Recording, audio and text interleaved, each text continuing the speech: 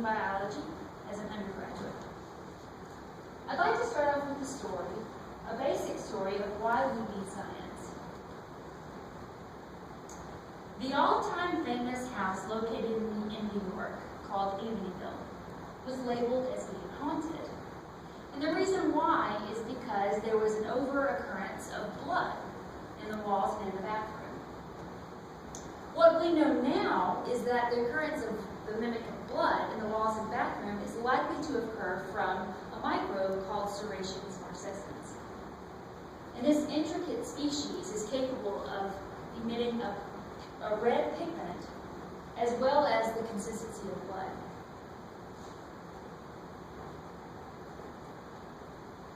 And I'd like to introduce Joey to explain further of why we need science. Thank you. So science lets us know a lot of things like this that we used to not know. We also know a lot of creepy things too, such as the number of bacteria and small organisms that crawl around on our skin.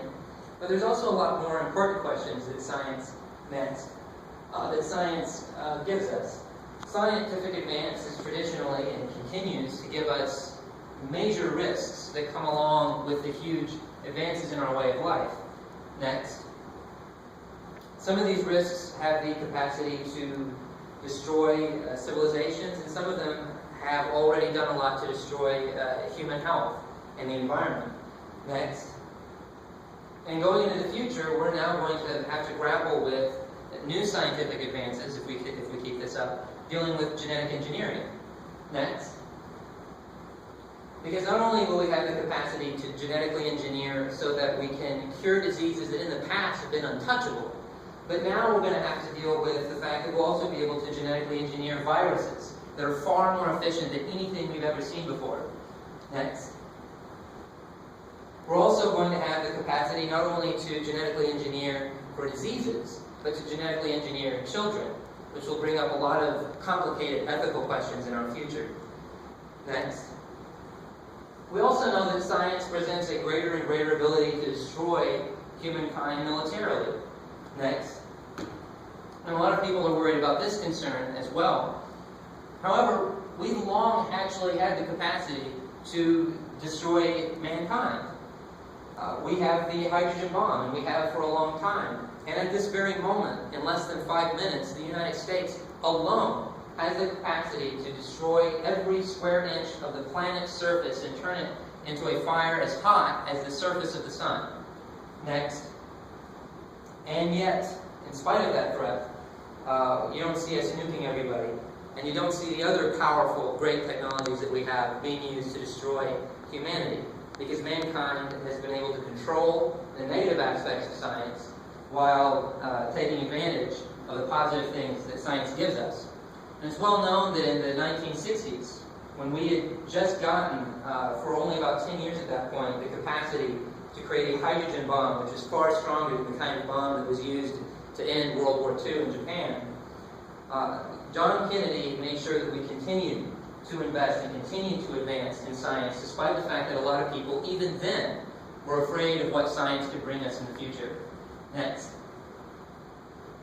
And because we continue to invest in science, because we kept making these advancements, it led to things like the computer chip, the satellite, the beginnings of what became the internet, and all kinds of other technologies that have come out of programs like the NIH, later on the NSF, and of course NASA itself.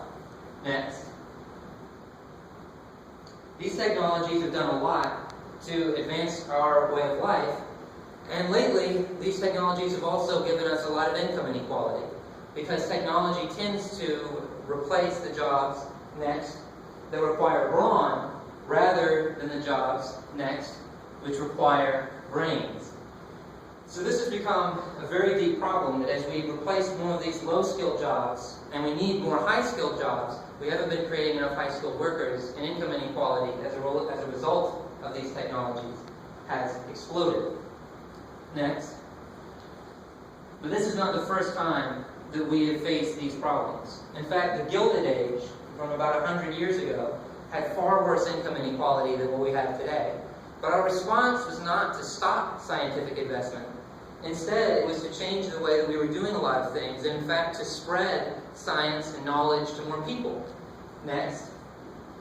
And the United States, during the Progressive Era, doubled down and made basic education compulsory for all children in a way that outraged Europeans, because not only did they see what we were doing as being wasteful, but they saw that we were also educating our girls, and they thought that was useless.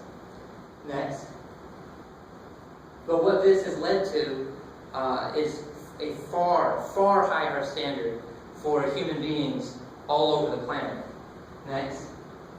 This has led to higher incomes. This has led to higher productivity. It's led to us being able to do far more within far fewer hours. The home activities that did used to require somebody to stay home to get all these things done, you can now do with appliances and technology like never before. Next.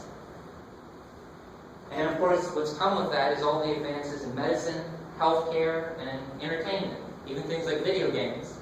Next. And going into the future, there's going to be even more need for scientific advancement, because we haven't figured it all out. Scientific advancement brings more social progress, it brings higher productivity, which means we're able to get more things done in less time, and that gives us more leisure time, and it gives us more time to do all the things that we want to do, while at the same time science presents all these things for healthier food, for better ways of taking care of ourselves, for medicines that can cure diseases that we've never been able to touch before. So it's clear that going into the future, that we know how to control the dangers of science, and we'll learn how to control the new ones. And in the meantime, science still has a lot to offer us. Thank you very much.